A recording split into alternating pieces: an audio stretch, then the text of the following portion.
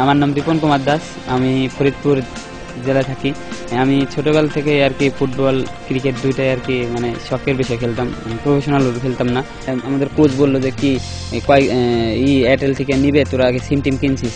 পরে একদিন আগে আর কি আমি রেজিস্ট্রেশন করছি। চন্দ্রপন্থ ট্রায়াল হওয়ার পর মানে 16 জন ডাকছে, 16 জনের ভিতরে ছিলাম আমি। তারপরে ওই জায়গার থেকে রাখা বিভাগ পর্যায়ে পরে 200 জন ডাকছে আর কি। ম্যানচেস্টার থেকে যে কোচ আসছে, আসার পর আর কি আমাদের ট্রায়াল নেবে, উন্ডাই বাছাই করবে। একজন করে আর কি এক ম্যাডাম আর কি রেজাল্ট দিল। পরে আমার 11 নম্বর আর কি আমার নাম বলছে।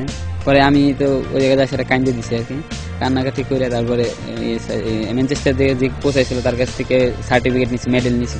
সেদিন রাত্রে তো আমি ঘুমাইনি আর কি, মানে সারা রাত্রি জায়গা মানে ভাবতেছি এটা কি সত্যি নাকি।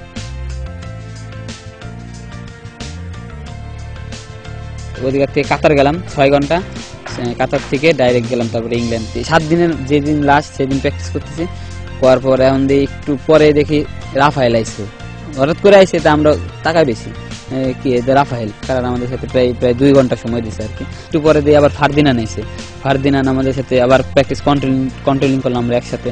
একটু পরে আবার দেই গোলকিপার দিঘা, সে আইসে। আসার পর আমাদেরকে আর কি সবাই হ্যান্ডশেক করলাম, একসাথে ছবি তুললাম। মানে আমি ছবি তুলবো নাকি ওনার দিকে তাকাবো আর কি, ঠিক আছে, মানে সেই জিনিসটা ভাবতেছি।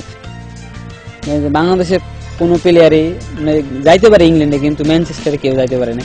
কিন্তু আমি ভাবতে পারিনি যে আমি যাব। নিজস্ব একটা উৎসাহ এবং আগ্রহ, এটার জন্যই ও আজকে রিপন এখানে আসছে। আমার অন্যান্য ডিস্ট্রিক্টে সবাই কিন্তু বলতেছিল যে তোর রিপন এখানে চান্স পেয়েছে বা এখানে চান্স পেয়েছে।